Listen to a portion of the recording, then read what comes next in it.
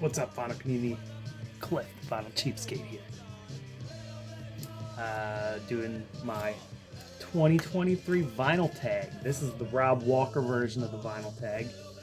So it's his questions. Plan on doing at least the Tommy's vinyl knot and maybe Jason Skills and the metal vinyl tag. Plan on doing all those. Might be just spread out through the month. I'm not sure. They're just going to pop up whenever. So you see a bunch of vinyl tags on here. Because why not? Why not spend the month of January just doing vinyl tags and nothing else? Because I got nothing better to do. That's why. Anyway. Yeah, let's get started on this vinyl tag. First question on the 2022 vinyl tag. Favorite release from 2022? This could fill out another question too, but I have another one that's probably that's probably going to answer that question better. Anyway, Chisel Mess Split. Love this record. It's only 4 songs. It's an EP, but super stoked. Got a copy in the mail, had a chip in it, and it skipped on the first, only the first 2 seconds of the song. And I was pretty disappointed, but this popped up on Radiation Records a week later, so I just bought a new copy. I bought this from Beach Impediment, and they refunded my money, so this was a free copy. Maybe I'll send this to somebody. If anybody doesn't mind a 2-second skip, you gotta start the needle after the crack. There's a crack in this that makes it skip, and you gotta start the needle 2 seconds into a song. But I wanted this album so much that I couldn't. It was driving me nuts, so I had to buy a new one. Mess Chisel Split, but great record, blitzy oi punk stuff from now that is just freaking great. Chisel's one of my favorite bands. I gotta miss their show on Friday now because I got some bummer news today, but still, awesome band. Check them out.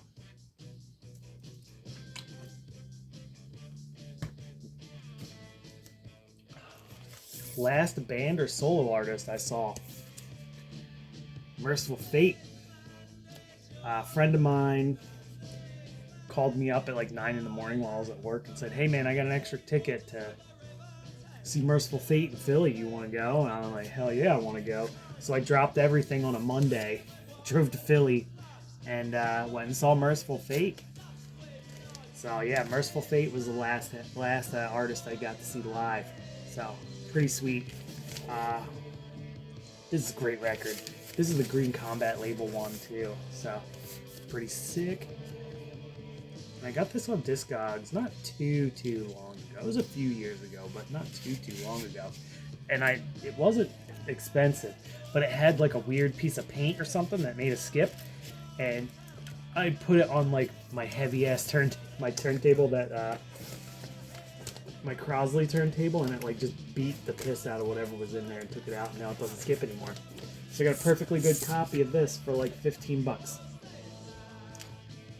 3-4 years ago maybe. Merciful Fate, Don't Break the Oath. First was their best. Undeniably their best. Captain Beyond's first album, self-titled Captain Beyond. Great record. Heavy hitters on here. Just excellent stuff. One of the best records from the 70s, in my opinion, just period. Total underappreciated gem here, Captain Beyond. It's a popular album now, but this should be up there with early Sabbath, and should be up there with early Sabbath, any Led Zeppelin really, in my opinion. Just great band. Well, their other albums are not as good as that one, but that's a great album. Let's see. First was their best. Hat Trick. Alright, I don't have a hat trick where I have a cassette. I don't have a hat trick where I have a cassette, a tape, and a CD, or a cassette, a tape, and something else. But what I do have is I've got a hat trick in 3 that I have 2 copies on 2 different formats. So I've got Black Sabbath Dehumanizer on cassette and vinyl. I've got Motorhead on Parole, cassette and CD. And I've got Def Leppard On Through the Night, cassette and record. My favorite, this was probably one of my favorite albums that I listened to the most this year. One of them. That's not the answer to that question, though. That's a spoiler. Starts and ends with the same letter. Immortal Sons of Northern Darkness.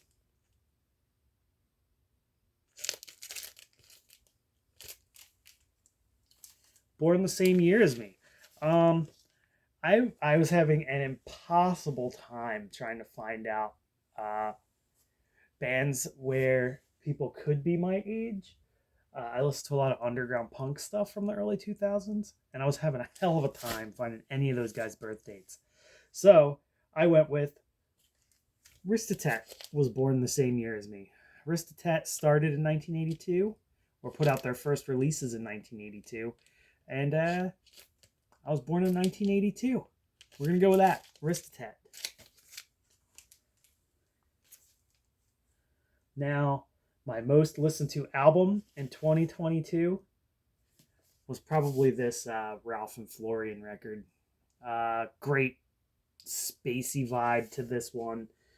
Excellent. Feels kind of like it's like an ambient synth record, but it feels like you're like, sometimes it feels like you're like outside in the woods. It's a great record. It just gives you some great feelings, like really good stuff to just put on in the background, drink a cup of coffee, and just like sit back and relax. Not even have it in the background, just sit back and listen to it. Great record. Kraftwerk's Ralph and Florian. This was an excellent find this year, and it was also probably my most listened to record of this year. Really couldn't get enough of this one. I'm probably going to put it on tonight when we're done here. I'm going to go flip this record because I like listening to records while I'm doing this. Actually, we'll give you my most listened to artist this year, which is kind of a surprise one. Most listened to artist of the year, Jimmy Smith. Pretty much just because I found, kind of discovered Jimmy Smith this year. Not discovered, but discovered for myself Jimmy Smith this year. And kind of blew me away. And I really, really enjoyed Jimmy Smith this year, and I kept finding his records for really cheap, and every time I find them, I put them on, and then they stay on the turntable for like a day or so. So Jimmy Smith, probably my most listened to artist of this year, just because, like I said, I discovered him this year, and just keep putting him on to check it out and kind of explore his discography some more.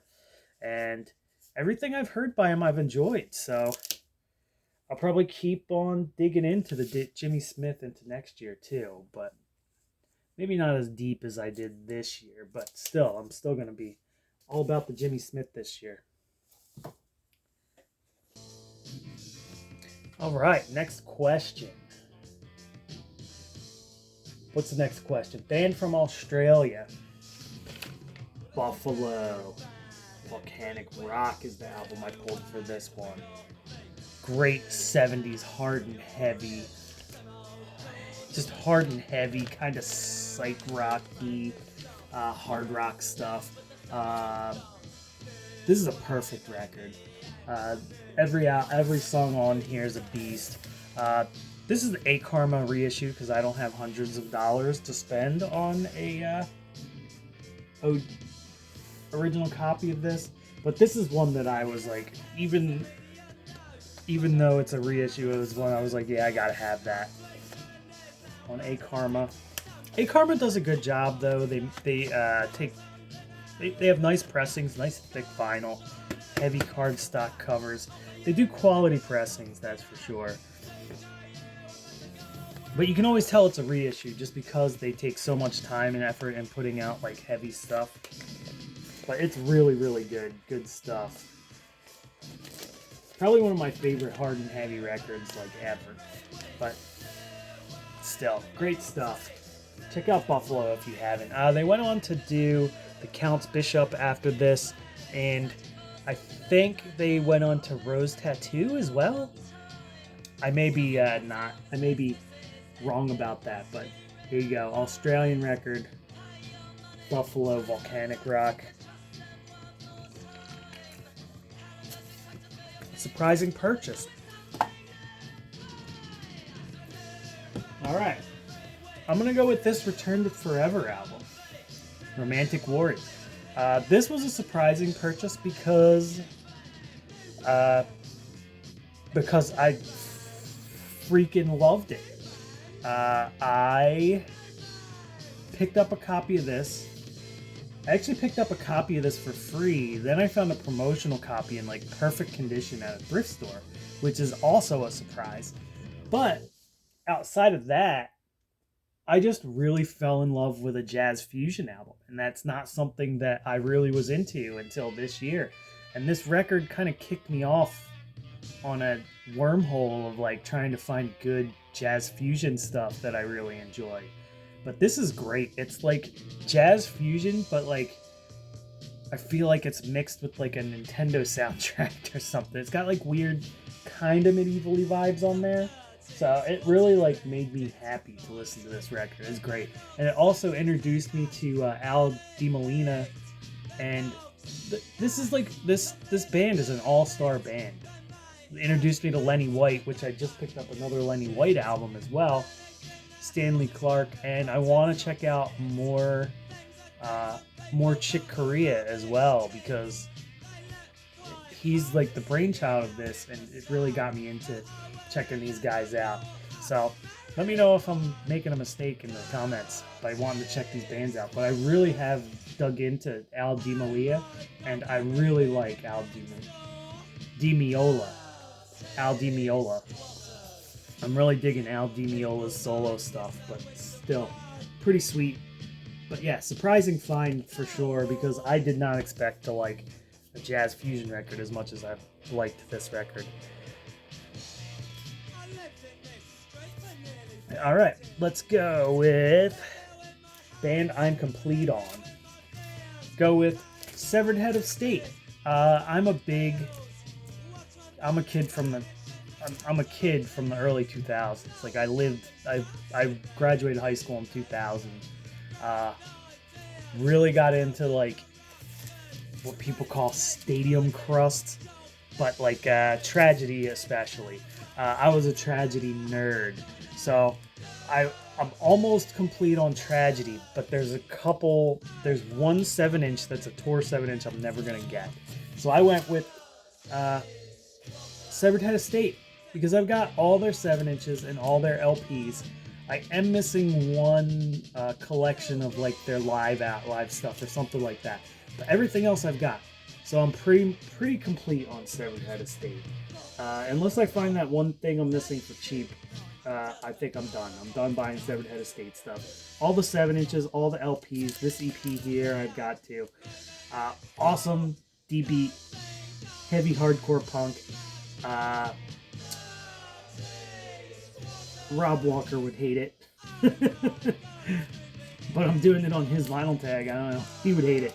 But anyway, this is a great record. Cheers. 3-album run. So great 3-album run. Gonna go with Judas Priest. And I went with this 3-album run. I could have went with the first 3 albums. They're also 3 great albums. I could have went with a lot of great. I could have went with a lot of Judas Priest threesomes, but I went with this one because all that album cover art looks the same. Went with Judas Priest, Scream for Vengeance, Defenders of the Faith, and Judas Priest Turbo. 80s soundtrack. I went with Heavy Metal soundtrack. I think this came out in 1980. So it can, or 81. It came out in 81. So it counts. So yeah, Heavy Metal soundtrack. And it's got a great lineup. It's not exactly heavy metal. There's some heavy metal on there. Black Sabbath, Blue Oyster Cult, Grand Funk Railroad, Nazareth, Trust. Some great stuff on here. But yeah, heavy metal soundtrack. Lost them in 2022. I'm gonna go with a band. We lost a band who called it quits after about 40 years of doing punk rock and hardcore albums. But with Gauze called it quits this year, or 2022. It might have been 2020. They might have said 2023, but they announced it in 2022. Sad stuff. Never get to see them live. Calling it quits. Bummer. But Gauze, like I said, they've been a band for like decades. So most punk bands don't get that far. Disappointing purchase. This was an extremely disappointing purchase. Maybe one of the most disappointing purchases ever. 2 albums that I've been after forever. And I did find a replacement for one, not the other one yet. But disappointing purchase. I picked up Def Leppard's On Through the Night. And it came in looking like that. The box was completely torn open. It got stuck in a conveyor belt. And it looked like it had a bite out of it. And this one's not as bad, but this whole entire record, the first maybe 2.5, 3 songs, completely warped. Unplayable record. It's partially playable record, but still, come on. Who wants a partially playable record? So I got my money back, but still, I found both of these at a good price too. They were both in the $10-12 range, and you don't find these records at that price point anymore, and I probably won't again for a long time. But total bummer. And they both looked to have been in great condition before they came. But yeah, that's a total bummer when that happens. I can't even get it out of the box, but I took this out of the sleeve already, and I just wanted to show you guys. I actually can't even get it out of the sleeve. This is coming out of the sleeve for the first time here. But this is what the record looks like inside. What a bummer. And I've only kept it because I'm like, oh, it's a bummer. I'm just going to keep it because it's... Maybe I'll hang it on the wall or something. It's my most disappointing find ever.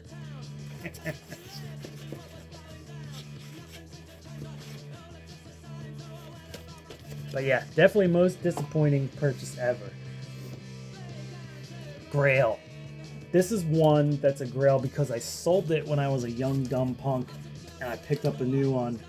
Disclosed Totalitar Split. 2 of my favorite bands. This is just a spotless hardcore punk, noisy mess of a record, but it's fucking excellent. Disclose, 2 absolute hardcore punk legends. Disclose from Sweden and Disclose from Sweden. Disclose from Japan. Totalitar from Sweden. Excellent stuff. This was definitely my #1 pickup of the year this year. Probably one of my biggest grails that I had. I got 2 grails this year. I also got NFC's Rock and Roll Babylon, which was another one where I sold it, and then I wanted another copy. Space-themed album. Hollis. Super spacey cover. Spacey keyboard rock from now. This is another release from 2022. Great stuff. Reminds me a little bit of like like like proggy yes stuff, but mixed with heavy ass Black Sabbath in there too. Well, this is an excellent record. Great like heavy metal riffing in some of it, but with a nice backdrop of like some synthy keyboard prog rock, but like the good 70s prog rock, not like not like cheesy over the top prog rock. This is still rocky, still a little stoner rocky too. Very good stuff. You should check this out. There's little bits of heavy metal, stoner rock, prog rock. Uh, like I said, early Black Sabbath feels in here sometimes too. Great record. This is one of my favorite rock bands going right now on Napalm Records. But yeah, Hollis. Gift or VCLT. Uh, we're gonna go with a gift. Friend of mine plays in a band called Nightfall, and he played with this band. And he said when he heard this band, he knows that I love Devoid of Faith. And this is guitarist Nate Wilson was from Devoid of Faith, and he knew that I would love this. It's basically like some very early Celtic Frost worship, heavy metal, like punky heavy metal stuff. This is great. Great stuff. It sounds like a lost 80s demo or something of some band, and they just do a really good job of pulling this off. This is another one I might play tonight, actually. This and Kraftwerk. So some Celtic Frost worship and Kraftwerk. Last but not least, album from 1972. Another one of my absolute favorite bands. T-Rex Tanks came out in 1972. And this is a completely stellar album. I don't think that there is a bad T-Rex album. Some are better than others, but none of them are bad. They're all a little different from each other, and this is no exception. Great record. Came out in 1973. Excellent stuff. So there it is. Vinyl Tag 2023. Down. One vinyl tag down. We'll see when I come up with the next couple. My next 3 or 4 videos are probably going to be more of these vinyl tag videos. Maybe people are going to get sick of them. I don't really care. Check it out. Anyway, thanks for watching. Thanks for Mr. Walker for putting this out, even though I took a little pot shot at him for not liking metal. That's all right. I think he still likes some really good stuff. But anyway, cheers, everybody. Hope you all have a good rest of your weekend. Till next time, cheers.